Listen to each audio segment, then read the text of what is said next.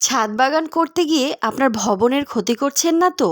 বাগান করার শখ পূরণ করতে গিয়ে কষ্টে উপার্জিত টাকায় তৈরি ভবনের যেন কোনো ক্ষতি না হয়, সেই বিষয়টি মাথায় রেখে আমি আমার ছাদ বাগানে গাছ লাগানোর সময় বিকল্প একটি উপায় ব্যবহার করি। আর তাছাড়া অতিরিক্ত মাটি ব্যবহার করতে গিয়ে অতিরিক্ত খরচও তো বহন করতে হবে, তাই না? আজ আপনাদেরকে সকল সমস্যার সমাধান এই এক ভিডিওতে দিয়ে দিব।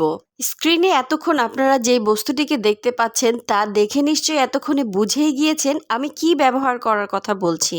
গাছ লাগানোর ক্ষেত্রে টব বা ড্রামের 1/3 জায়গায় আমি এই কাঠের গুঁড়াগুলো ব্যবহার করে থাকি। কাঠের এই উচ্ছিষ্ট অংশগুলো ব্যবহার করলে টবে মাটির পরিমাণটা অনেকাংশেই কম লাগে এবং ড্রেনেজ সিস্টেমটাও ভালো হয়, টবে পানি জমে থাকে না।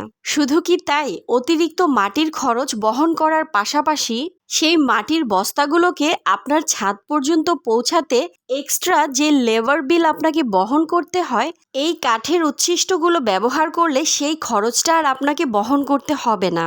তার কারণ হলো এগুলো এতটাই হালকা যা আপনি নিজেই বহন করতে পারবেন।